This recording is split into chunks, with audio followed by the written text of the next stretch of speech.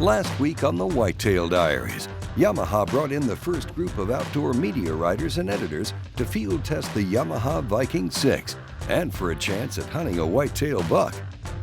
We do this because it's really the best way to showcase, a variety of things. One is, our lifestyle approach to marketing. We tell people all the time that we're out there doing this, and now they get to see that we're actually out here doing this. There's no better experience in a Viking or in any vehicle really than to get your backside in that seat, either ride as a passenger or drive it or both. That's how we want to illustrate the capabilities of the vehicle, and also just, hang out with these guys and build, an even better rapport than we have already and go hunting. Now, many of the first group were either hunting for their very first time or their first time in Texas. But one thing's for sure, they all got to see some great whitetail bucks.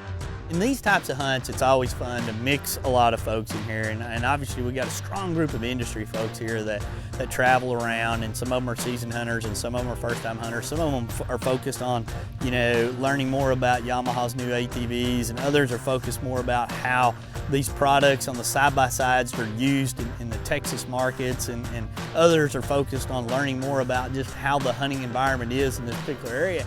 And when you mix all that into a camp, it makes for a very dynamic camp. When you're sitting around the campfire, when you're hanging around at breakfast, when you're down on the range, or you're just out for rides and out in the brush, or and doing some scouting, getting set up for future hunts. So each one of these individual hunts and persons has a different mindset and a different goal, but you learn so much from all the different people that come into a camp when it's set up in this type of a scenario.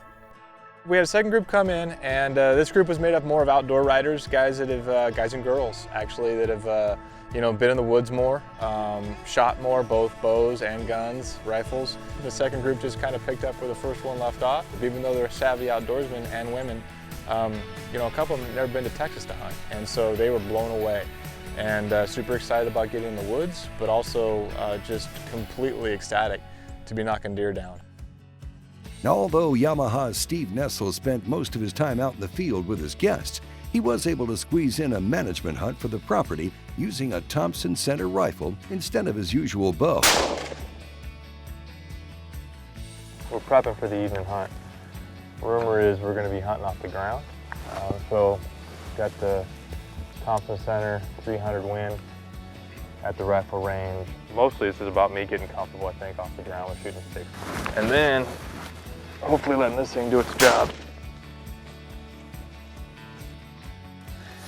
So we're gonna go up on a wahia ridge. Wahia is a plant in this part of Texas. It's very beneficial to deer. It's one of several that actually will produce a bean that the deer will eat. And this year we've had a lot of rain, and there's these ridges, the wahia ridges, have just been full of beans. And we're gonna get up high on a ridge, kind of get a water trough off to one side, get a feeding area nearby. The deer are going to come from probably 360 degrees. We're not even going to have a blind. We're just going to use our turkey chairs and plop down. Once we get set up in there, park the Viking off in the distance and see what comes in. It's pretty, probably 60 degrees, 62 right now. A lot of moisture in the area, a lot of moisture. The deer are definitely pre-rut, pretty big, swole up right now. So there's no telling what we're going to encounter this evening. On Steve's afternoon hunt, he saw his first good mature buck, but when the camera finally got eyes on him, he was spooked.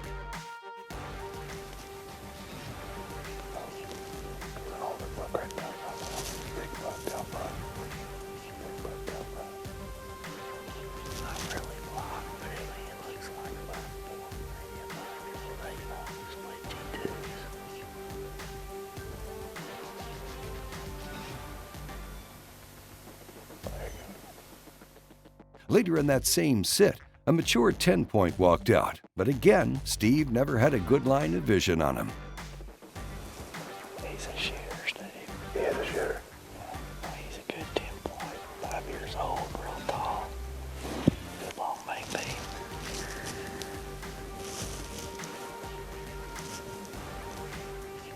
Can't see him, can you, Jeff? Jeff can't see him. No, I can't see him either.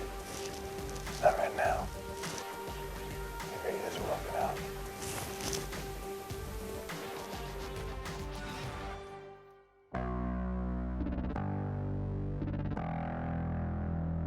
I went out with with Jeff, and we went over to look on Lindsay Creek and see if there was a buck out there. It was more of a scouting mission, really, and again, I was the last stand choice. You know, just based on wind, we're going to put the media in the best spots where we thought they might be able to get an opportunity. And that morning, we had a couple of young 8-points right in front of us.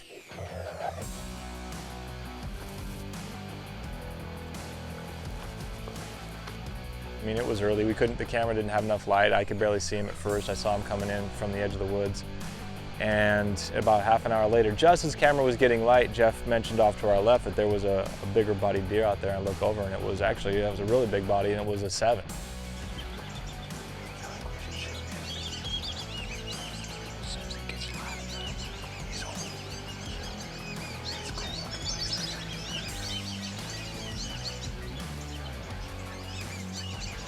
He was old, and he wasn't going to get any bigger, but he was still a really cool looking deer.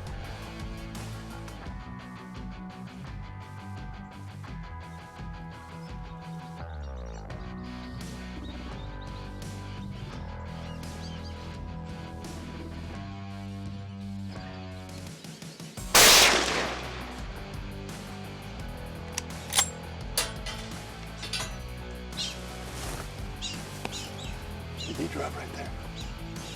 Right by the tree? I think so.